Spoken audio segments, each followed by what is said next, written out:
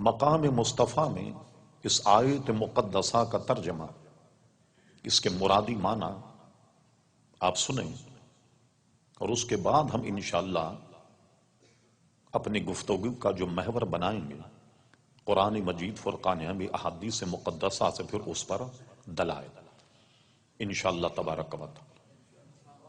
ارشاد باری تعالیٰ وما ینطق عن الہویٰ، ہمارا حبیب جب گفتگو کرتا ہے، جب بولتا ہے، جب ارشاد فرماتا، اپنی ہوا، اپنی خواہش، اپنی مرضی سے نہیں بولتا۔ ان ہوا الا وحی یوحیٰ، وہ تو جب بولتے ہیں تو اللہ تبارک و تعالیٰ کی منشا اور مرضی کے مطابق بولتے ہیں، وحی الہی کے مطابق بولتے ہیں۔ تو کیا مطلب ہوا؟ آپ اندازہ لگائیے مقام مصطفیٰ، اور میں بہت آسان تقریر کرنے کا عادی، عموماً میری تقریر علماء کے لیے نہیں عوام کے لیے ہوتی، یہ تو علماء کی مہربانی کہ وہ تشریف لائے اور جلوہ گر۔ جب ہم یہ کہتے ہیں کہ قرآن مجید اللہ تبارک و تعالیٰ کا کلام، لفظ قرآن کہتے ہی ہمارا ذہن اس طرف جاتا کہ یہ اللہ تبارک و تعالیٰ کا کلام، اور جب ہم کہتے ہیں حدیث، فوراً ہمارا ذہن جائے گا یہ حضور علیہ السلام کا کلام، یہ حدیث مصطفیٰ، یہ قول رسول، یہ سب آپ جانتے۔ اب میں آپ سے پوچھتا ہوں کہ جب ہم کہیں قرآن تو ہم مان لیتے ہیں کلام الہی، جب ہم کہیں حدیث ہے ہم کہیں گے کلام مصطفیٰ صلی اللہ علیہ وسلم، لیکن آپ نے غور کیا کہ بولنے والا تو ایک ہے مگر کلام دو؟ ابھی غور کیا آپ نے؟ بولنے والے تو ایک لیکن کلام دو ہے۔ اللہ تبارک و تعالیٰ بھی فرمائے تو اپنے حبیب کی زبان سے، پیارے مصطفیٰ کہیں تو بھی اپنی زبان سے۔ اب اگر حضور ہمیں نہ بتاتے کہ یہ قرآن مجید ہے، ہمیں پتہ لگتا؟ یہ میں ان کو اشارہ کر رہا ہوں جو اپنے آپ کو اہل قرآن کہتے اور کہتے حدیث کی ضرورت نہیں ہے، اس کو تو اٹھا کر کے سمندر میں ڈال دیا جائے۔ یہ بتاؤ کہ تمہیں یہ بتایا کس نے کہ یہ قرآن مجید فرقان حمید؟ اگر حضور نہ بتاتے کہ یہ قرآن مجید فرقان حمید ہے، کیا ہمیں پتہ لگتا؟ ہمیں پتہ چلتا کہ کلام مجید ہے، قرآن مجید ہے؟ ہمیں پتہ تو نہیں لگتا۔ تو قرآن مجید فرقان حمید کے بتانے والے بھی پیارے مصطفیٰ، اور خود کلام کریں اپنی زبان سے، وہ احادیث مقدسہ۔ ایک بات اور ذہن میں رکھیے کہ ہے تو بولنے والے ایک، کلام دو ہیں۔ ہم نے شاید پہلے بھی کہا، لوگ کہتے ہیں کہ احادیث مقدسہ پر کوئی توجہ نہ دی جائے، ذریعہ رب گفتگو ہے، اسے اٹھا کر دریا میں ڈال دیا جائے۔ ہم نے کہا بڑی عجیب بات ہے کہ احادیث مقدسہ تو آپ کی ہیوسٹن میں بھی ہوں گے، پورے امریکہ میں ہیں، سعودی عرب ہے، عرب امارات، پاکستان، ہندوستان، بنگلہ دیش، افغانستان وغیرہ وغیرہ، کہاں کہاں سے اٹھا کر سمندر میں ڈالا جائے۔ تو ہم نے آسان طریقہ یہ نکالا، اسی ایک ہی کمبک اٹھا کر سمندر میں ڈال دیا جائے، تو کتنا آسان کام۔ تو لوگ اس طریقے سے ہتک اور یہ کر کے، اور اس کے بعد قول رسول سے اپنی توجہ ہماری آپ کی ہٹانا چاہتے۔ میں نے مناسب سمجھا کہ قول رسول ہی پر آج گفتگو کی جائے۔ قول رسول کی اہمیت کیا ہے اور قول رسول عزیزان گرامی کیا؟ کچھ تو آپ نے ترجمے کے ضمن میں یہ سن لیا کہ زبان ایک ہے، پیارے مصطفیٰ کی، بولنے والے دو ہیں۔ حضور ہی فرماتے ہیں یہ قرآن ہے، مان لیتے ہیں قرآن مجید۔ حضور فرماتے ہیں میری حدیث ہے، مان لیا جاتا ہے کہ حضور صلی اللہ تعالی علیہ وسلم کا کلام۔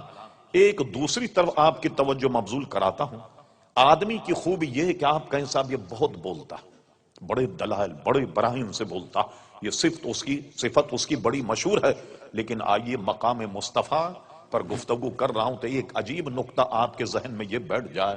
حضور علیہ الصلوۃ والسلام احادیث کی جو اقسام ہیں ان میں ایک قسم تو یہ ہے کہ قول رسول حضور علیہ السلام بولیں، آپ نے کچھ فرمایا نہیں، راوی کہتا ہے حضور کا چلنے کا طریقہ یہ تھا، وہ بھی حدیث، کھانے کا طریقہ یہ تھا، یہ بھی حدیث، پینے کا طریقہ یہ تھا، یہ بھی حدیث، سونے کا طریقہ یہ تھا، یہ بھی حدیث، اٹھنے کا طریقہ یہ تھا، یہ بھی حدیث، چلنے کا طریقہ یہ تھا، یہ بھی حدیث ہے۔ حضور علیہ السلام کے سامنے کوئی کام کیا جائے اور حضور خاموش ہو جائیں تو اس کو کہتے ہیں حدیث تقریری۔ علماء سے پوچھئے کیا مطلب ہوا کہ حضور علیہ السلام کے سامنے کوئی بات کی جائے، اگر وہ درست نہ ہوتی تو حضور سکوت نہیں فرماتے۔ ایک مثال دیتا ہوں ضمناً، حضور ایک دسترخوان پہ جلوہ گر ہے، ایک بچہ بیٹھا ہوا، اس نے اپنا ہاتھ بڑھا کر حضور کی رکابی سے ایک نوالا اٹھانا چاہا، حضور نے فوراً اسے روک دیا، اپنے سامنے سے کھاؤ۔ کیوں کہ یہ ایک دسترخوان کی وزاداری کے خلاف کہ آدمی خود بیٹھ کر کسی کی رکابی میں سے نوالا اٹھائے، تو اتنی غلطی کو بھی حضور فراموش نہیں کرتے۔ حضور کے سامنے کوئی غلط بات ہو فوراً حضور علیہ السلام اس کو ٹوک دے، اور نہ ٹوکے وہ حدیث تقریری بن جائے۔ لیجئے نتیجہ یہ نکلا کہ میرے آقا چلیں تو حدیث، پھریں تو حدیث، اللہ اکبر بیٹھیں تو حدیث، کھانا کھائیں تو حدیث، پیئیں تو حدیث، ارے بولیں تو حدیث، چپ رہیں تو حدیث، بولیں تو بھی حدیث اور خاموش ہو جائیں تو بھی حدیث۔ یہ ہے مقام مصطفیٰ صلی اللہ تعالی علیہ وسلم۔ اب آئیے قول رسول کی اہمیت۔ قرآن مجید کی 2 آیت آپ سن چکے، میں سورہ یوسف کی چند آیتوں کا ترجمہ آپ کے سامنے رکھتا۔ آپ نے سنا یوسف علیہ السلام خواب کی تعبیر کا بہت علم رکھتے، اور اس امت میں حضرت محمد ابن سیرین رضی اللہ عنہ تعبیر کا بڑا علم رکھتے تھے۔ ان کی تصنیف تعبیر رؤیا، خواب کی تعبیر پر سب سے بڑی کتاب حضرت علامہ محمد ابن سیرین۔ اللہ تبارک و تعالی نے حضرت یوسف علیہ السلام کو تعبیر، خواب کی تعبیر رؤیا کا علم عطا فرمایا۔ آدمی کہیں شہرت حاصل کر لے، بلندی پر پہنچ جائے، کچھ لوگ جلنے والے بھی پیدا ہو جاتے ہیں جو اس کو نیچے گرانے کی کوشش کرتے ہیں، ڈی گریڈ کرنے کی کوشش کرتے ہیں۔ مثال کے طور پر یہ مثالیں سمجھانے کے لیے ہوتی ہیں۔ ایک بادشاہ تھا، ایک عالم دین کو اور علماء کو بہت نوازا کرتا تھا۔ جب آ رہے نظرانے دے رہا، جب آ رہے نظرانے دے رہا، وزیر صاحب کو بڑی تکلیف ہوئی۔ ایک دن انہوں نے سوچا کوئی مولوی آئے، اس سے کوئی اہم مسئلہ پوچھا جائے تاکہ پتہ لگ جائے کہ کتنے پانی میں۔ ایک دن مولانا بیٹھے ہوئے ہیں، بادشاہ نے انعام اکرام سے نوازا۔ وزیر اعظم نے کہا مولانا ایک مسئلہ ذرا بتائیے۔ کہ کیا مسئلہ؟ کہنے لگے یہ بادشاہ سلامت کی ہتھیلی میں بال کیوں نہیں؟ سمجھ گئے مولانا، تاڑ گئے۔ کہنے لگے بھائی بادشاہ سلامت کی ہتھیلی میں اس لیے بال نہیں ہیں کہ یہ بہت مخیر، دیتے دیتے دیتے دیتے ان کی ہتھیلی کے بال گھس گئے۔ اچھا مولانا آپ کی ہتھیلی میں بال کیوں نہیں؟ کہنے لگے میاں بڑے سیدھے آدمی ہوں، تم ان کے دیتے دیتے گھس گئے، میرے لیتے لیتے گھس گئے۔ اچھا اس نے فوراً پیترا بدلا۔ کہنے لگے اچھا مولانا یہ بتائیے کہ بادشاہ کے تو دیتے دیتے گھس گئے، عالم کے لیتے لیتے گھس گئے، تو میرے ہتھیلی پہ بال کیوں نہیں؟ کہنے لگے کمال ہے، تم بھی بڑے سیدھے آدمی ہو، بادشاہ کے تو دیتے دیتے گھس گئے، میرے لیتے لیتے گھس گئے، تمہیں کچھ نہیں ملتا تو ہاتھ ملتے ملتے گھس گئے۔ تو یہ عموماً لوگ جو ہیں وہ ایسے ہر دربار میں ہوا کرتے ہیں کہ جو تنقید کا نشانہ۔ عزیزان گرامی اب کیا ہوا؟ یوسف علیہ السلام نے بلندی حاصل کر لی تعبیر رؤیا میں۔ 2 حاسدین آئے، انہوں نے کیا ڈرامہ کیا؟ یہ پورا قرآن مجید سورہ فاتحہ موجود ہے، علماء کرام یہاں موجود ہیں۔ کہنے لگے ہم نے سنا ہے کہ آپ خواب کی تعبیر کا علم رکھتے، میرا عنوان آپ کے ذہن میں رہے، میں چاہے ہنسی کی بات کروں مگر اپنے عنوان پر بالکل قائم رہوں گا، بالکل، تاکہ یہ بات آپ کے ذہن میں راسخ ہو جائے آج۔ کہنے لگے ہم نے سنا ہے کہ آپ خواب کی تعبیر کا علم رکھتے ہیں۔ کہا اللہ تعالیٰ نے مجھے دیا۔ کہنے ہم نے دونوں نے ایک ایک خواب دیکھا۔ کہا بتاؤ کیا خواب دیکھا؟ اس نے اپنا خواب بتایا، آپ کا ٹائم بچانے کے لیے مجھے اور بھی گفتگو کرنی، اپنا خواب بتایا۔ دوسرے نے کہا تم نے کیا خواب دیکھا؟ انہوں نے اپنا خواب بتایا۔ آپ نے ایک کو فرمایا کہ تو کسی دربار میں ساتھی لگے گا، اور دوسرے سے کہا تجھے پھانسی ہو جائے گی، تجھے سزائے موت ہو جائے گی۔ اب جب دونوں نے تعبیر سن لی، خوب ہلنے لگے، ہو جمالو کرنے لگا، پتہ لگ گیا آج کیا آپ خواب کی تعبیر کا کتنا علم رکھتے ہیں۔ کہا ہم نے تو سرے سے کوئی خواب دیکھا ہی نہیں، اور آپ نے تعبیر بتا دی۔ تو بتا رہا کہ آپ تعبیر جب بتائی تو معلوم ہو کہ آپ خواب کی تعبیر کا علم نہیں رکھتے۔ خوب ہنس ٹھٹا، اللہ کے نبی سے ٹھٹا اور مذاق، بے ادبی سے اللہ تعالیٰ بچا۔ الحمدللہ اہل سنت جماعت اس سے بچے ہوئے۔ اب دیکھیے اللہ کے نبی کو جلال آ گیا، سنے قول رسول کی اہمیت۔ فرما اچھا تو تم نے خواب نہیں دیکھا؟ تم نے بھی خواب نہیں دیکھا؟ تم سے میں نے کیا کہا کہ تم شاہی کسی دربار میں ساقی لگو؟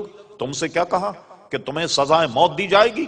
فرما تم نے اگرچہ خواب نہیں دیکھا مگر سنو ہوگا وہ جو یوسف کی زبان سے نکلا، وہی ہوگا جو میری زبان سے نکلا۔ مذاق کرنے آئے، ٹھٹا کرنے کے لیے آئے؟ یہی ہوا کہ ایک ساقی لگا، دوسرے کو پھانسی لگی۔ اللہ اکبر۔ تو آپ نے دیکھا جو اللہ کے نبی کے دہن سے نکل جائے وہ عزیزان گرامی پتھر کی لکیر، اعلی حضرت امام اہل سنت مجدد میت حاضرہ صاحب الحجت القاہرہ المؤید ملت طاہرہ مولانا شاہ احمد رضا خان فاضل بریلوی فرماتے حکم نافذ ہے تیرا، خامہ تیرا سیف تیری دم میں، جو چاہے کری دوڑ ہے شاہ تیرا۔ کہ جو دہن سے نکل جائے وہ پتھر کی عزیزان گرامی لکیر۔ اب آئیے قرآن کے بعد اب آئیے حدیث شریف، علماء موجود ہیں، ابو داؤد شریف کتاب العلم اس میں حدیث موجود ہے، مشکات کے بھی غالباً کتاب العلم میں ہے۔ حضرت عبداللہ ابن عمرو ابن عاص، یہ عبداللہ ابن عمر نہیں، یہ عبداللہ ابن عمرو ابن عاص رضی اللہ تعالیٰ عنہ، یہ کہتے ہیں کہ میں حضور کی خدمت میں ہوتا، جو کلمہ حدیث کا نکلتا میں اسے لکھ لیا کرتا۔ کیا مطلب ہوا؟ کہ لکھنے کا رواج یہ بہت پرانا ہے۔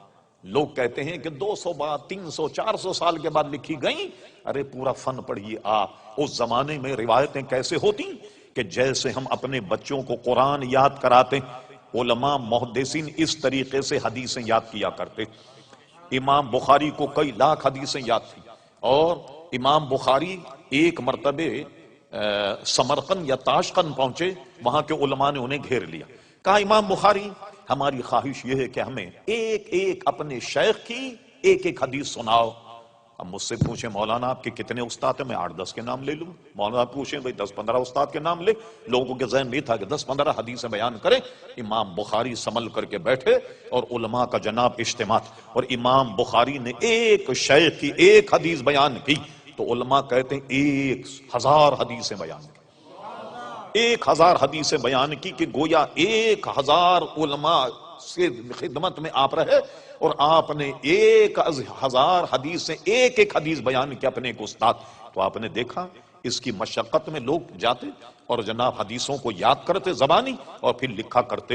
اور ہم نے یہ بھی پڑھا امام بخاری کے احوال کہ جناب امام بخاری رحمت اللہ تعالی علیہ جب ڈکٹیٹ کرواتے، املا کرواتے تو 70 ہزار آدمی ان کے مجمع میں ہوتا۔ اس قدر لوگ ان سے استفادہ عزیزان گرامی کیا کرتے تھے۔ تو یہ سارا علم اس کے بعد کیا ہوا؟ زبانی لوگ یاد کرنے لگے۔ آپ نے نام سنا ہوگا doctor Hamidullah Khan of Paris, بہت بڑے محقق تھے اس دور، اور مسلمانوں کے صف اول کے محقق۔ ایک مرتبہ ہمارے یہاں نواز شریف صاحب جب پہلے وزیر اعظم تھے، انہیں پیرس سے پاکستان بلایا، سرکاری پروٹوکول پر یہ آئے۔ ہمارے یہاں ریاست بھاولپور کی یونیورسٹی میں انہوں نے 14 لیکچر دیے۔ وہ 14 لیکچر اس فقیر کے بعد محفوظ ہیں۔ ہوتا یہ کہ لیکچر کے بعد میں طلبہ ان سے سوال کرتے، وہ سوالوں کا جواب دیتے۔ ڈاکٹر حمید اللہ صاحب نے اس لیکچر میں ایک بات یہ کہی کہ میں دنیا کے کتب خانوں کو میں نے چھان مارا، اور میں نے حضرت ابو ہریرہ رضی اللہ تعالیٰ عنہ کی لکھی ہوئی 2 حدیث کی کتابیں پائیں۔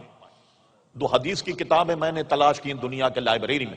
لیجئے تو اب آپ کے ڈاکٹر صاحب کریں کو علامہ یا مولوی نہیں کہہ رہا، کیونکہ ڈاکٹر کی بات ذرا لوگوں کی سمجھ میں زیادہ آ جاتی، مولوی کے حساب سے ڈاکٹر کی بات ذرا زیادہ لوگ سمجھ لیتے ہیں۔ یہ تو ڈاکٹر صاحب کہہ رہے ہیں آپ کے کہ حضرت ابو ہریرہ رضی اللہ تعالیٰ عنہ کی 2 جو تصانیف ہیں وہ میں نے دنیا کے کتب خانوں میں دیکھی۔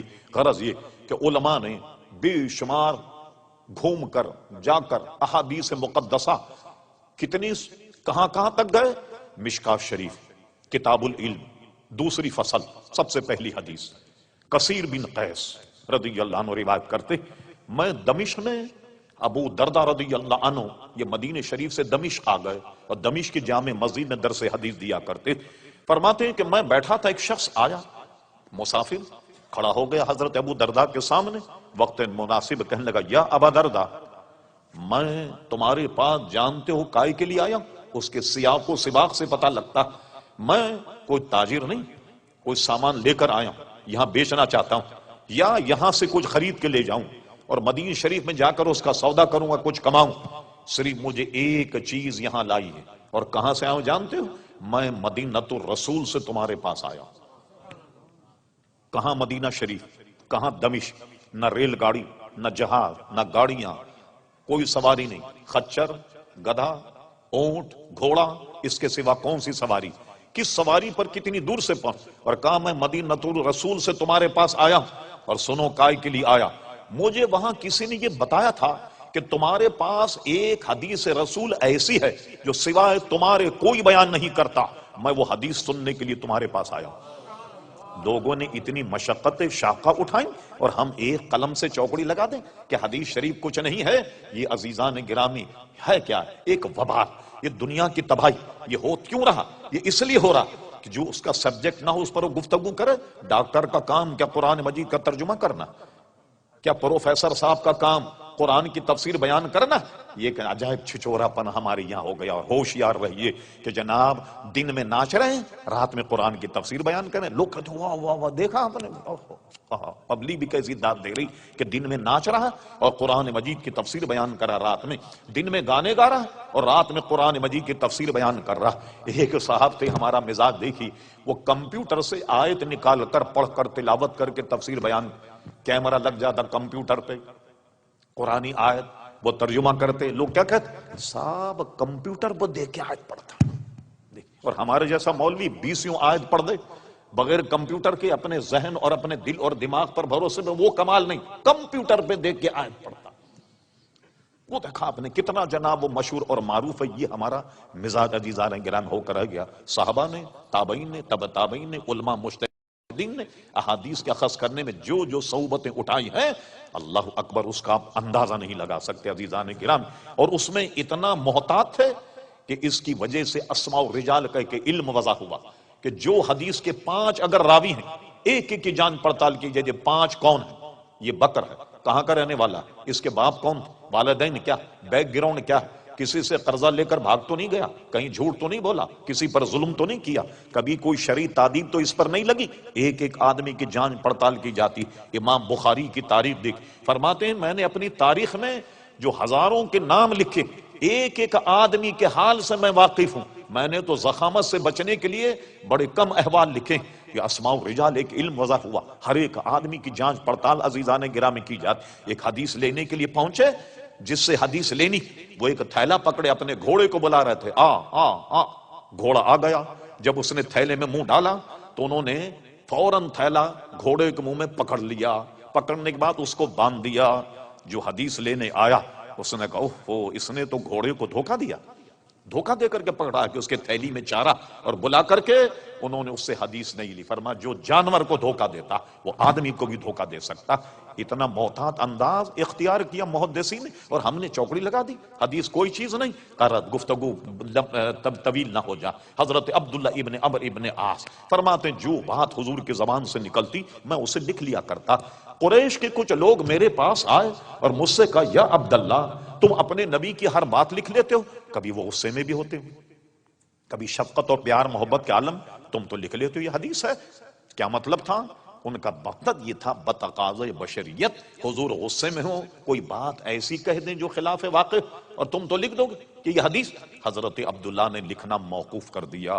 اس کے بعد حضور علیہ السلام سے پوچھا یا رسول اللہ صلی اللہ علیہ وسلم، میں اپنی یاد کے لیے حدیثیں لکھ لیا کرتا، قریش کے کچھ لوگ آئے اور مجھ سے کہا کہ تم تو ہر بات لکھ لیتے ہو، حضور کبھی غصے میں بھی ہوتے ہیں، کبھی شفقت و مہربانی کے عالم میں، تو کیا مطلب تھا غصے میں ہو تو کچھ ایسی بات کہہ دے جو خلاف واقعہ، اور تم ہر بات لکھ لیتے؟ میں نے لکھنا موقوف کر دیا۔ اب ارشاد فرمائیں میں کیا کروں؟ حضور نے ارشاد فرمایا، سنیے، فرمایا یا عبداللہ، اپنے دھن کی طرف، ابھی کہتے ہیں اشارہ کیا اپنے زبان کی طرف، یا عبداللہ جو بات یہاں سے نکلے تو اسے لکھ لیا کر، اکتب، جو نکلے لکھ لے، قسم خدا کی مجھ پر کیفیت کچھ بھی ہو مگر میری زبان سے سوا حق کے کچھ نہیں نکلتا۔ یہ معیار دیکھا آپ نے؟ ہاں، مجھ پر کیفیت کچھ بھی ہو مگر میری زبان سے وہ حق کے کچھ نہیں نکلتا۔ اس لیے علماء اہل سنت نے لکھا نہ حضور کے قول میں کوئی غلطی ہو سکتی ہے اور نہ حضور کے فعل میں کوئی غلطی ہو سکتی۔ وجہ کیا ہے؟ قول رسول کو رب کریم اپنا قول قرار دے رہا، اور حضور کے فعل میں اگر کوئی غلطی ہوتی، قرآن کی آیت سنیے، پھر یہ نہیں ہوتا ارشاد باری تعالیٰ قل ان کنتم تحبون اللہ فاتبعونی یحببکم اللہ، تم اگر اللہ سے محبت رکھتے ہو، اللہ کے عزیز اور اللہ کے پسندیدہ، اللہ کے برگزیدہ بندہ بننا چاہتے ہو، حبیب کہہ دو فاتبعونی، وہ میری اتباع کرے، حضور کی اتباع کرے، جب حضور کی اتباع کرے یحببکم اللہ، اللہ انہیں اپنا محبوب بنا لے گا۔ اگر حضور کے فعل میں کوئی غلطی ہوتی تو ان کی اطاعت واجب نہیں ہوتی۔ پھر معلوم ہوا نہ فعل میں غلطی ہے نہ قول میں کوئی غلطی ہے۔ کم سے حدیث سے آپ نے سمجھ لیا کہ حضور علیہ الصلوۃ والسلام فرماتے مجھ پر کیفیت کچھ بھی ہو مگر میری زبان سے سوائے حق کے کچھ نہیں نکلتا۔ تو جو بھی حضور ارشاد فرمائے سمجھ لیجیے پتھر کی لکیر ہے۔ اب میں آپ کے سامنے صرف دو حدیث، دو واقعے آپ کے سامنے رکھتا ہوں جس سے اندازہ لگائی۔ صحابہ کرام علیہم رضوان حضور علیہ السلام کی بات سن کر بڑے حیران ہوتا، لیکن جب وہ واقعہ رونما ہوتا یہ تو وہ بات ہے جو حضور نے فلاں وقت ہمیں ارشاد فرمائی۔ کتاب الفتن مشکاۃ شریف آخری میں ہے، وہ ملاحظہ فرمائیے، ایک مرتبہ منافقین نے حضور کے علم پر تان کیا۔ کیا تان کیا؟ کہنے لگے دیکھو ہم تو حضور کے پاس بیٹھتے ہیں، بات بھی کرتے ہیں، خوب ہنستے بولتے بھی، اور حضور ہمیں پہچانتے ہی نہیں۔ کیا مطلب ہوا کہ ہمیں جانتے ہی نہیں وہ؟ صحابہ کرام نے یہ بات حضور تک پہنچا دی۔ ایک مرتبہ مجمع تھا، حضور منبر پر کھڑے فرما کیا بات تم لوگ میرے معاملے میں ایسی بک بک کرتے ہو؟ کھڑے ہو گئے، فرما پوچھو جو تمہاری طبیعت چاہے پوچھو۔ پوچھ رہے تھے لوگ، جواب دے۔ حضرت عمر فاروق فرماتے ہیں حضور نے قیامت تک کے واقعات بیان کر دیے۔ ہم میں وہ عالم زیادہ جس نے زیادہ یاد رکھا، جو بھول گیا سو بھول گیا، مگر ہم بھول گئے کوئی بات اگر رونما ہوتی ہم فوراً ہمارا ذہن جاتا کہ یہ تو وہی بات ہے جو نبی کریم علیہ السلام نے فلاں وقت ہمیں ارشاد فرمائی تھی، تو ہمیں فوراً یاد آ جاتا۔ پھر اس کے بعد آپ نے کیا کیا؟ وہ باہر نکالنے پر انہوں نے مسجد بنائی تھی، مسجد درار، مسجد درار کفرم و تفریقم بین المؤمنین، یہ مسجد بنائی اور حضور نے فرمایا کہ لگا دو اس کو آگ۔ غلط، کفر اور نفاق کی تفریق کر رہے ہیں، اس کو آگ لگوا دی حضور صلی اللہ علیہ وسلم نے۔ غرض یہ کہ جو بات نکل جائے، صحابہ کرام کہتے ہیں میں بعد میں یاد آتا کہ یہ بات تو حضور نے اتنے عرصے پہلے ہم سے بیان فرما دی تھی۔ اب اس پر میں جس پر صحابہ کرام بڑے تعجب کرتے اور بڑا عجیب واقعہ، میں دو حدیثوں اور واقعہ بتاتا ہوں آپ کو۔ ایک حدیث تو واقعہ یہ ہے کہ ابھی اسلام کا غلبہ نہیں ہوا، بڑی دلچسپ حدیث، چند انگلیوں پہ گننے کے لائق صحابہ تھے جو حضور پر ایمان لائے۔ ایک مرتبہ آپ بیت اللہ شریف حاضر ہوئے، اس وقت کنجی بردار کا نام تھا عثمان ابن طلحہ، عثمان ابن عفان نہیں، عثمان ابن طلحہ، وہ کنجی بردار۔ ظاہر ہے چند آدمیوں نے ابھی اسلام قبول کیا تھا، اس سے فرمایا بیت اللہ شریف کی کنجی دو، اس نے منع کر دیا، لیکن منع کرنے کا انداز کچھ غیر مہذب تھا کہ میں نہیں دیتا آپ کو کنجی۔ فرمایا اچھا، فرمایا سنو ایک وقت آئے گا کہ میرا رب مجھے یہ کنجی عطا فرمائے گا اور میں جسے چاہوں گا عطا فرما دوں گا۔ سوچنے لگا بتائیے کہاں 10-20 آدمی مسلمان ہیں، کیا یہ مکہ پر قبضہ کر لیں؟ اتنا بڑا وہ ہوگا کہ ان کی بادشاہت ہو جائے اور یہ مجھ سے مسجد بیت اللہ شریف کی کنجی لے لیں؟ وہم و گمان میں یہ بات نہیں، حاشی خیال میں یہ بات نہیں۔ اب اس کے بعد کیا ہوا؟ آئی گئی بات ختم ہو گئی۔ حضور علیہ السلام مکہ شریف میں رہے، پھر اس کے بعد ہجرت کر کے مدینہ شریف گئے، ایک عرصہ ہوا، پھر اس عرصے کے بعد حضور علیہ السلام فتح مکہ کے موقع پر آپ بیت اللہ شریف تشریف لائے اور پھر مکہ فتح ہو گیا۔ ساری تفصیل آپ نے بارہا سنی ہوگی۔ اور فتح مکہ فتح ہونے کے بعد کیا ہوا؟ سب کو جمع کیا، سوچ رہے تھے سب کو سزائے موت ملے گی، یہ سنیے اسلام فتح و نصرت حاصل کرنے کے بعد جانتے ہو میں تمہیں کیا سزا دوں گا؟ آج سب کے کان کھڑے ہو گئے۔ فرمایا میں تمہیں وہ سزا دوں گا جو یوسف علیہ السلام نے اپنے بھائیوں کے ساتھ کیا۔ کیا کیا تھا؟ فرمایا جتنے میرے دشمن تھے سب کو معاف، عام معاف، مگر جو خدا کے دشمن ہیں، جو بک بک کرنے والے، توہین رسالت والے، وہ چند آدمی تھے جن کے متعلق فرمایا یہ اگر کعبے کی غلاف میں لپٹ بھی جائیں ان کو کھول کر کے ان کی گردنیں مارنا۔ بعد ایسے باغی کہ جن کے لیے یہ کہا، ورنہ عام معافی کا اعلان کر دیا۔ چلیے مکہ پر قبضہ ہو گیا، صحابہ کرام نے اطمینان کا سانس لیا۔ اب حضور صلی اللہ علیہ وسلم بیت اللہ شریف آئے، فرما بلاؤ عثمان ابن طلحہ کہاں؟ لیجیے صاحب، ڈھونڈ مچی عثمان ابن طلحہ، لایا گیا ڈھونڈ ڈھان کر کے، اب گردن جھکی ہوئی ہے، نہ جانے کیا حکم ملے، چابی تو دینی دینی، تو فاتح ہیں، لیکن سزا کیا ملے؟ گردن اڑا دی جائے، پھانسی دے دی جائے، کیا ہوگا؟ جب آئے وہ سخت نادم، گردن جھکی ہوئی، فرما عثمان ابن طلحہ نکالو بیت اللہ شریف کی کنجی۔ حضور نے کنجی ہاتھ میں لے لی تاکہ قول رسول کی تکمیل ہو جائے کہ میرا رب یہ کنجی مجھے عطا فرمائے۔ اور اس کے بعد دیکھا کہ وہ سخت نادم، شرمندہ، فرما عثمان اٹھاؤ اپنا چہرہ، چہرہ اٹھا، فرما یہ لو کنجی اپنے پاس رکھو، اپنے پاس رکھو، جو تم سے لے گا وہ ظالم ہوگا۔ عزیزان گرامی، میری تحقیق یہ ہے کہ آج تک اسی خاندان میں بیت اللہ شریف کی کنجیاں چلی آ رہی جنہیں حضور علیہ السلام نے دی۔ ان کے ایک 25-30 سال پہلے جو اس وقت کنجی بردار تھے وہ کراچی بھی آئے، میمن مسجد انہوں نے نماز جمعہ ادا کی، مگر ہمارے ایک مسلمان بھائی نے بڑی شفقت و مہربانی میں کہوں گا ان کے ساتھ کی۔ بعد میں بیچارے وہ جب ملنے گئے زارو قطار رو رہے تھے، وہ بہت ہی افسردہ تھے۔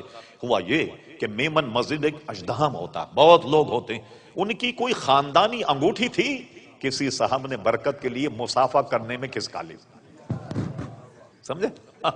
مصافحہ کرنے میں وہ تبرک سمجھ کر ان کی انگوٹھی کھسکا لی ہاتھ میں سے، تو بیچارے افسردہ تھے کہ میری یہ خاندانی انگوٹھی تھی، لیکن کراچی کے کسی صاحب نے ان کی انگوٹھی پہ ہاتھ صاف کر دیا۔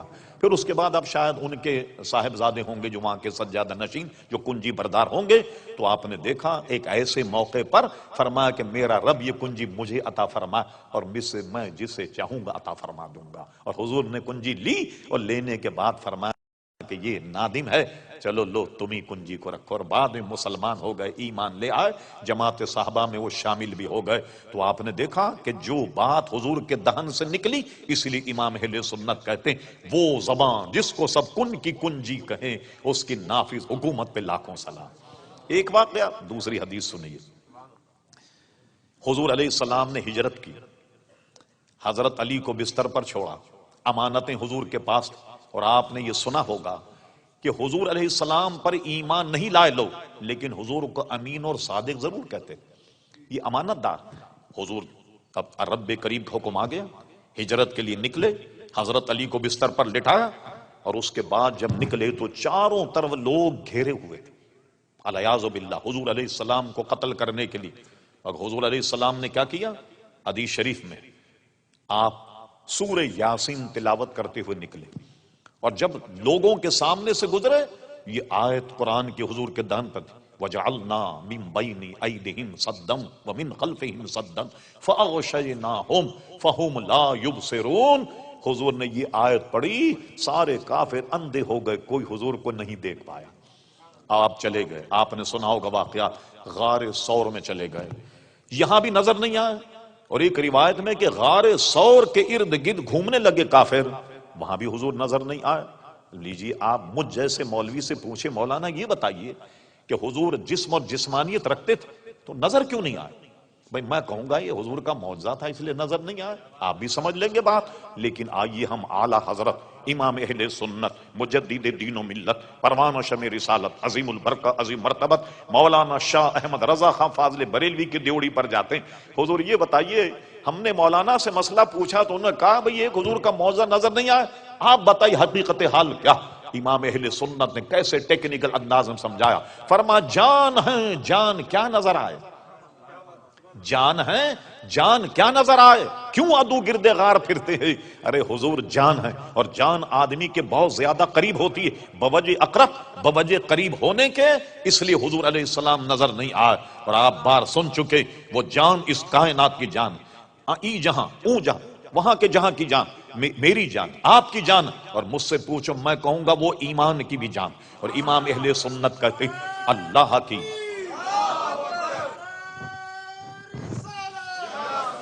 امام اہل سنت کا کلام سنیے، فرماتے اللہ کی سرتابہ قدم شان ہیں یہ، انسان نہیں انسان، وہ انسان ہیں یہ، قرآن تو ایمان بتاتا ہے انہیں، اور ایمان یہ کہتا ہے میری جان ہے یہ۔ حضور علیہ السلام تو ایمان کی بھی جان ہے، آپ سمجھے کیوں نظر نہیں آئے؟ کہ جان ہے، جان کیا نظر آئے، کیوں عدو گرد غار پھرتے ہیں دشمنوں، کیوں غار کے ارد گرد گھوم رہے، وہ تو جان ہے، جان بھی کہیں نظر آتی ہے۔ چلیے صاحب غار ثور میں بیٹھے رہے، اللہ کا حکم تھا، 3 دن قیام کیا، اس کے بعد نکلے۔ یہاں ادھم ہو گیا، بڑے بڑے کھوجی لگ گئے۔ یہ آج کل کے کھوجی، یہ تو ان کے نزدیک پانی بھریں۔ آپ پڑھیے اس زمانے کے کھوجیوں کا حال یہ تھا کہ آدمی کے پیر کا نشان دیکھ کر شکل پہچان لیا کرتے تھے۔ جیسے آج کل انگوٹھا لگا کر لوگوں کو پہچان لیا جاتا ہے، وہ پیر کا نشان دیکھ کر آدمی کو پہچان لیا کرتے۔ یہی وجہ کہ ابو بکر صدیق جب گئے غار ثور تو پورا پیر زمین پر نہیں رکھا، ایڑی اٹھا لی اور پنجوں کے گل گئے، پنجوں کے بل گئے، تاکہ کسی کو انسانی پیر کا نشان ہی نہ ملے۔ اللہ اکبر۔ اور ایسا عظیم پہاڑ ہے وہ، دیکھیے اس کو پورا سر کر کے، اور حضور علیہ السلام کو غار ثور میں عزیزان گرامی چھوڑا۔ اب سنیے، حضور علیہ السلام غار سے نکلے، نکلنے کے بعد اب سفر جاری، سفر کر رہے ہیں۔ کچھ دیر جب گئے تو انہوں نے کیا کیا، 100 اونٹ رکھے تھے انعام، کہ جو حضور کا کھوج لگائے 100 اونٹ اس کو انعام میں دیے جائیں۔ اس وقت یہ عرب شریف کا سب سے بڑا انعام تھا، 100 سرخ اونٹ یہ دیا جائے۔ جو کھوجی کھوج لگا رہے ہیں سب کی کھوپڑی میں 100 اونٹ تھے سرخ، یہ ملے گا ہمیں۔ کوئی کھوجی نہیں پہنچ پایا، ایک کھوجی پہنچ گیا۔ اللہ اکبر۔ صدیق اکبر کبھی پیچھے کبھی آگے، خطرہ پیچھے دیکھتے ہیں تو پیچھے آ جاتے، آگے خطرہ دیکھتے ہیں تو آگے آ جاتے ہیں۔ چل رہے ہیں، پیچھے سے کوئی گھوڑے کے ٹاپ کی آواز آئی۔ حضور نے اپنی گردن شریف گھمائی، فرما کیا سراقہ ہے؟ ایسے گھوما، واقعی وہ سراقہ تھا۔ ٹاپ کی آواز سن کر فرمایا کہ کیا سراقہ؟ واقعی سراقہ تھا، اور وہ حضور کو پکڑنے آیا تاکہ 100 اونٹ جو ہیں وہ حاصل کر لے۔ فرما سراقہ قریب آیا، فرما سراقہ باز آ جا۔ اس کے تو سر میں کھوپڑی میں 100 اونٹ گھوم رہے، وہ کیسے باز آتا؟ حضور کو پکڑنے کے لیے لپکا، یہ بھی کمال ہے حضور کے دہن کا۔ فرما زمین پکڑ سراقہ، اتنا کہنا تھا کہ زمین نے اس کے پیروں کو پکڑ لیا گھوڑے کے، وہ گرتے گرتے بچا۔ کہنے لگا شاید یہ پہلی مرتبہ ہوا کہ حضور میں باز آ جاؤں۔ جی فرما زمین چھوڑ دے سراقہ، زمین نے سراقہ کو چھوڑ دیا۔ چلیے پھر 1-2 دفعے ایسا ہوا، لیکن اس کو یقین ہو گیا کہ اگر میں نہیں مانا تو زمین میں دھس جاؤں گا۔ کہنے حضور مجھے معاف فرما دیں آپ، اور آپ جائیے، اور اب میں کسی کو بھیجوں گا بھی نہیں آپ کی طرف کہ میں نے کھوج لگا لیا تاکہ کوئی دوسرا آدمی آپ کو پکڑے، آپ چلے جائیے۔ حضور کے دہن سے یہ بات نکلی، سراقہ تو مجھے پکڑنے آیا؟ میں تو تیرے ہاتھ میں کسرا کے کنگن دیکھ رہا، میں تو تیرے ہاتھ میں کسرا کے کنگن دیکھ رہا ہوں۔ یہ بتائے آپ کو یہ جملہ کیسا ہے، کسرا کے کنگن دیکھ رہا ہوں؟ ایک دور آئے گا قیصر و کسرا کو مسلمان فتح کریں، اور کسرا جو بادشاہ اس کو پکڑیں، حکومت پر قبضہ ہو جائے، اور اس کے ہاتھ میں ہیرے جواہرات کے سونے کے کنگن وہ نکالے جائیں گے، اور نکالنے کے بعد تیرے ہاتھ میں پہنائے جائیں گے۔ اس کی ڈیٹیل یہ، سراقہ میں تو تیرے ہاتھ میں سونے کے کنگن دیکھ رہا ہوں۔ یہ جملہ بالکل ایسا تھا کہ آپ مجھ سے ملیں تو آپ مجھ سے کہنے لگ جائیں مولانا سنا ہے آپ امریکہ کے صدر بننے والے۔ ارے میں کہوں گا بھائی کوئی آدمی ملا نہیں آپ کو صبح سے، کوئی پاکستانی آدمی ملے مجھے اور وہ کہیں مولانا ہم نے یہ سنا ہے کہ آپ پاکستان کے صدر بننے والے۔ ارے میں نے کہا پچھلے صدر کا کیا حال ہے جو مجھے صدر بنا رہے ہیں، کیوں مذاق کر رہے ہو میرے ساتھ؟ مذاق ہوگا یا نہیں؟ کہا سراقہ میں تو تیرے ہاتھ میں سونے کے کنگن دیکھ رہا۔ لیجئے صاحب، سراقہ لوٹ گیا۔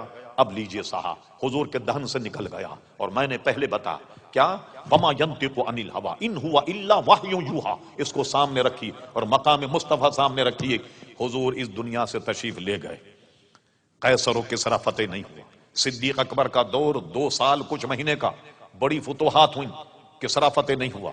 فاروق اعظم رضی اللہ عنہ جلوہ گر ہوئے، مسند خلافت پر قیصر و کسریٰ کو رون دیا پیروں سے مسلمانوں نے، اور پہنچ گئے ایران، اور جناب کسریٰ کو پکڑا، ایران فتح کر لیا، بڑی بڑی سپر پاوروں کو عزیزان گرامی ختم کر دیا، اور اس کے بعد کسریٰ کو پکڑا، اس کے ہاتھ سے کنگن نکالے، اور ایک بڑی سی رکابی میں ہیرے جواہر اور کسریٰ کے کنگن یہ سجا کر کے مدینہ شریف بھیجے گئے تحفے کے طور پر۔ فاروق اعظم رضی اللہ عنہ، حضور کسریٰ فتح ہو گیا، اور وہاں سے تحفہ آیا، فرما نہیں میں ہرگز نہیں لوں گا، جاؤ اس کو بیت المال میں داخل کر دیا جا۔ کہا حضور ذرا نقاب کشائی تو کیجئے، دیکھیے صحیح کیا آیا۔ حضرت فاروق اعظم رضی اللہ عنہ کیا کیا، جب کپڑا ہٹایا، اب جب 2 کسریٰ کے کنگن دیکھے، قول رسول یاد آ گیا۔ اللہ اللہ، فرما اے لوگو جاؤ، सुराका को बुलाओ। सुराका कहा, एक ढूंढ मच गई। सुराका को पेश किया गया और सुराका का, सुराका इधर आओ और ये कंगन अपने हाथ में पहनो ताकि कौल रसूल की तकमील हो जाए। लीजिए साहब, सुराका को किसरा के कंगन पहना और दुनिया देख रही है कि कौल रसूल की तकमील हो गई। कई बरस पहले हुजूर ने इरशाद फरमाया कि सुराका, तू मुझे गिरफ्तार करने आया, मैं तो तेरे हाथों में किसरा के कंगन देख रहा हूं। आज किसरा के कंगन सुराका के हाथ में और जमात साहबा कराम दंग और हैरान।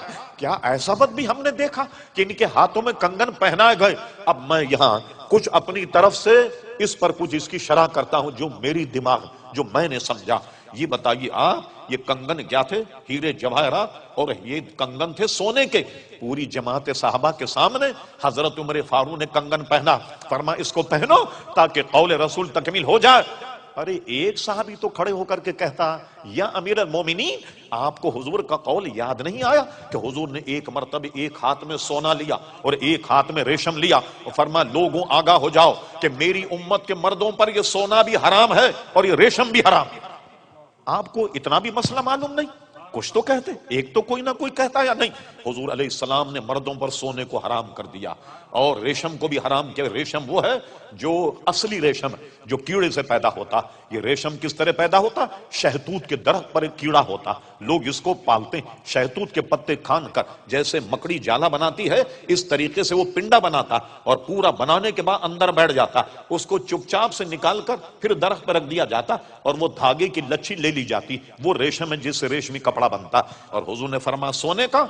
आज हमारे यहाँ मंगनी होती है, शादी से पहले बेगम अपने शोहर का हाथ पकड़ करके अंगूठी पहनाती, और शोहर नामदार जो होने वाले हैं वो भी बेगम का हाथ पकड़ को सोने की अंगूठी पहनाती। अरे निकाह से पहले ये क्या मामला? एक गैर औरत का हाथ पकड़े या औरत मर्द का हाथ पकड़े, मर्द औरत का हाथ पकड़े। और हमारे यहाँ ये भी है कि शायद आपके यहाँ तो नहीं होगा, खवातीन चूड़ियां पहनती, चूड़ी पहनाने वाला एक नामहरम औरत का हाथ मल मला करके उसको चूड़ियां पहना रहा। अरे ये क्या बेशर्मी है भाई, एक औरत ये गैर मर्द के हाथ में हाथ दे रही और ये सोने की अंगूठी दूल्हे को दी जा रही। और दूल्हा जो है सोने की अंगूठी, चलो खातून को तो पहना, मगर उससे अभी तो निकाह भी नहीं हुआ, किस तरह पहना रहा? ये रिवाज कैसे हो गया? और आज बुरा मत मानिएगा आप, हक बड़ा कड़वा होता, चमन में तलख नवाई मेरी गवारा कर, मेहमान समझ के माफ कर दीजिएगा। आज तो हमारे नौजवान हार डालने लग गए गले में, सोने की जंजीर डाले हुए। अल्लाह अकबर, देखा यहां चैन पड़ी हुई, यहां चैन पड़ी हुई, अल्लाह, इसीलिए तो बेचैनी। सब हराम है। ये तो सोना इस्तेमाल मर्द के लिए तो जायज ही नहीं कि गले में सोना और जनाब यहां सोना और अंगूठी भी सोने की और जनाब एक एक्स्ट्रा, जनाब घड़ी तो घड़ी एक एक्स्ट्रा और जनाब एक कड़ा और जनाब जंजीर डाल ली जाती। ये सारी चीजें तो हराम। एक साहबी उठ करके कहता, या अमीर अल मोमिनीन, आपको हुजूर की हदीस याद नहीं रही कि हुजूर ने फरमाया कि मेरी उम्मत पर सोना और रेशम हराम, और आपने सोना जो है वो सुराका को पहना दिया, क्यों नहीं बोला कोई? सुनिए वजह क्या है। वजह उसकी ये है कि ये मसला सब जानते थे कि अल्लाह के कारखाने के मेरे आका ऐसे मालिक हैं, अरे जिसको चाहे हराम कर दें, जिसको चाहे हलाल कर दें। वो हुजूर अलैहिस्सलातु वस्सलाम की जबान, आपका दहन। ये लोग कहते हैं हुजूर बड़े कानूनदां थे। मैं कहूंगा कानूनदां नहीं, वाकई बहुत अच्छे कानूनदान थे, मगर कानून साज है।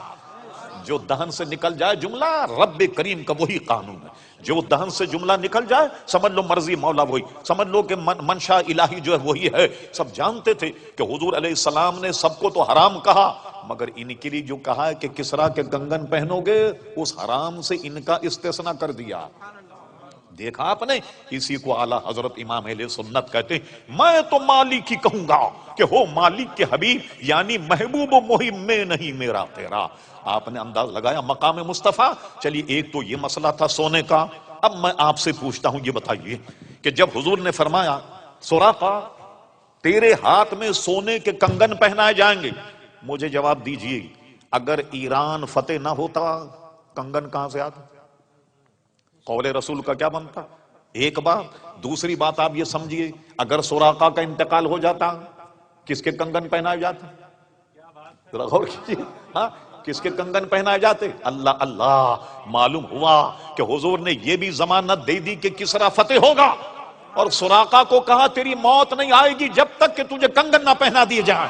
کہیں ایسا نہ ہو کہ تیرا انتقال ہو جائے تو لوگ کہیں گے حضور تو کہہ گئے تھے کہ تیرے ہاتھ میں سونے کے کنگن اور تیرا انتقال ہو گیا, کسے کنگن پہنائے جائیں. قول رسول کی تکذیب ہو جاتی, مگر اللہ اللہ رب کریم اپنے محبوب کی ہر بات کی لاج رکھتا.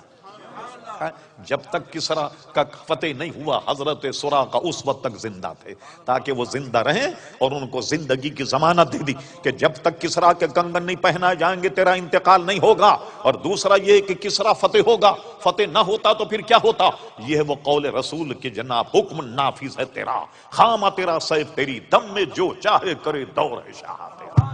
اس قسم کی میں کئی حدیثیں بیان کر دوں آپ کے سامنے, ایک حدیث بیان کرے. اب ہم آتے ہیں ذرا دیگر بزرگان دین کے واقعات. حج کا حکم آیا, لیکن میں بڑا اختصار کر رہا ہوں. حج کا حکم آتی فرمایا تم پر حج فرض کر دیا گیا. کسی نے یہ سوال کر لیا, لوگ عموماً فالتو سوال نہیں کیا کرتے حضور سے, نہ جانے دان سے کیا نکل جائے. کہا حضور کیا ہر سال کرنا پڑے گا؟ آپ نے سکوت فرمایا. تھوڑی دیر کے بعد فرمایا سنو, جب تم نے مجھ سے سوال کیا ہر سال, اگر میں ہاں کہہ دیتا ہر سال تمہیں حج کرنا پڑ جاتا. اگر میرے دہن سے نکل جاتا کہ ہاں ہر سال تمہیں حج کرنا پڑتا. اب سنو, زندگی میں ایک مرتبہ حج فرض ہے, ایک مرتبہ حج کرنا ہوگا. اور اللہ اکبر, تو آپ نے دیکھا قول رسول صلی اللہ علیہ وسلم کی اہمیت. اب آئیے ذرا سا, یہ آپ نے سمجھ لیا. اب آئیے صحیح ستہ میں حدیث فرما بعض خاصان خدا ایسے ان کے کپڑے وغیرہ بہت میلے کچیلے ہوتے ہیں, تم اپنے قریب نہیں ان کو پھٹکنے دو, مگر اللہ تعالیٰ کے یہاں ان کا مقام یہ ہے کہ کسی بات پر قسم کھا بیٹھیں, قسم خدا کی ایسا ہوگا, اللہ تعالیٰ ان کے قول کو پورا کرتا. کسی مسئلے میں قسم کھا لیں کہ قسم خدا کہ ایسا ہوگا, اللہ تعالیٰ ان کے قول کی لاج رکھتا اور ان کی قسموں کی لاج رکھ کے واقعے کو ویسا بنا دیتا کہ جیسا کہ اس نے قسم کھائی. یہ حضور کے صدقے میں عزیزان گرامی, اولیاء کرام علیہم رضوان کا بھی عزیزان گرامی یہ مقام. اب آئیے دو ایک واقعے میں اور بتاتا ہوں. شیخ محقق شاہ عبدالحق محدث دہلوی, جو بزرگوں کے دہن سے بات نکل جائے, غور کیجیے مضمون یہ ہمارا. شیخ محقق شاہ عبدالحق محدث دہلوی رحمۃ اللہ تعالی اپنی کتاب اخبار الاخیار میں لکھا. آپ میں کوئی گجرات کے صاحب ہوں گے, احمد آباد میں مزار شاہ عالم رحمۃ اللہ تعالی علیہ, بہت مشہور مزار. ان کی شہرت کی وجہ کیا ہے کہ وہ عالم دین تھے, اپنے علماء کو سبق پڑھاتے, دور حدیث. ایک مرتبہ بیمار ہو گئے, طلبہ کا 8-10 دن کا نقصان ہو گیا, سبق نہیں پڑھا پایا اپنے تئیں. 8-10 دن کے بعد وہ ایک تخت پر بیٹھتے, اس تخت پر بیٹھے اور کفے افسوس کہ بہت برا ہوا, 8-10 دن میں بیمار رہا اور تمہیں سبق نہیں پڑھا سکا اور ناغہ ہو گیا سبق کا. انہوں نے کہا نہیں صاحب, آپ تو روز ہمیں سبق پڑھاتے رہے. انہوں نے کہا روز سبق پڑھاتے رہے. کہا میں تو بیمار تھا, یہ معمہ بن گیا. سرکار ابد قرار پیارے مصطفیٰ ان کے خواب میں آئے, کہا شاہ عالم تیرے طلباء کا نقصان ہو رہا تھا, اس لیے 8-10 دن ہم نے سبق پڑھایا, ہم نے سبق پڑھایا. تو جس تخت پر وہ سبق پڑھایا گیا, بعد والوں نے اس تخت کو اٹھا لیا. اب اس کے بعد کوئی نہیں بیٹھ. اٹھانے کے بعد ایک درخت میں لٹکا دیا, جو آج بھی درخت میں لٹکا ہوا. اور مشہور یہ ہے گجرات میں, پورے ہندوستان میں, اس تخت کے نیچے کوئی آدمی اگر جائے تو پیارے مصطفیٰ کی جلوہ گری کی برکت سے اس کی دعا قبول ہو جاتی. لیجئے صاحب, شیخ محقق لکھتے ہیں, شاہ عالم رحمت اللہ جا رہے, یہ بات زبان پہ رہے, آپ کے ذہن میں رہے کہ قول رسول اور بزرگوں کے قول کا حضور کے صدقے میں کیا عمل. ایک جگہ جا رہے تھے تو اس کو لکھا کس نے؟ امام المحدثین امام الائمہ شاہ عبدالحق محدث دہلوی. یہ 200-400 برس پہلے کے نہیں, ان کے وصال کی تاریخ 1052 ہجری. اب اندازہ لگائیے 300 سال سے زیادہ عرصہ ہو گیا. اتنے پرانے محدث سارے ہندوستان میں سند حدیث کے لانے والے شیخ محقق شاہ عبدالحق محدث دہلوی رحمۃ اللہ علیہ, یہ جا رہے تھے. توجہ, ایک چیز سے ٹھوکر لگی, ایسے ٹھوکر لگی. جب ٹھوکر لگی تو فرمایا یہ کیا ہے؟ لکڑی ہے, لوہا ہے, پتھر ہے. یہ ان کے دہن سے نکلا. شیخ محقق کہتے ہیں ان کی زبان سے نکالنا تھا کہ جس سے ان کو ٹھوکر لگی, ادھر سے دیکھو تو لکڑی نظر آتا, ادھر سے دیکھو تو پتھر نظر آتا, ادھر سے دیکھو تو لوہا نظر آتا. لیجئے صاحب, تینوں خوبیاں اس میں پیدا ہو گئی. اللہ کے ولی کی دہن سے یہ نکلا کہ کیا ہے، لوہا ہے، لکڑی ہے، پتھر ہے، تو تینوں خوبیاں اس میں پیدا ہوں. کسی اینگل سے دیکھیے تو لکڑی نظر آ، کسی اینگل سے دیکھیے تو آپ کو پتھر نظر آتا، کہیں سے دیکھیں تو لوہا نظر آتا. یہ اللہ کے بندے کے دہن سے جو بات نکل جائے وہ عزیزان گرامی آپ نے غور کیا جب ان کے غلاموں کا یہ حال ہے تو پیارے مصطفیٰ کا کیا حال ہوگا. آئیے بمبئی میں ایک مزار، پتہ نہیں ہمارے ہندوستانی بھائی وہاں گئے یا نہیں، ان کا نام ہے حضرت عبداللہ رحمت اللہ تعالی علیہ. ان کا مزار بمبئی میں ہے. الحمدللہ بمبئی میں میں نے ان کے مزار پر حاضری دی. وہ بزرگ ہیں کہ بریلی شریف سے اعلی حضرت ان سے ملنے کے لیے آئے تو میزبانی کے طور پر انہوں نے کہا مولانا بڑی دور سے آئیں گے، کیا پیئیں گے؟ کافی پیئیں گے، سوڈا پیئیں گے، چائے پیئیں گے؟ اعلی حضرت نے کہا حضور یہ تینوں باتیں آپ کے دہن سے نکلی تو تینوں ہی پلا دیں. جب آپ کے منہ سے نکلی ہے تو تینوں پلا دیں.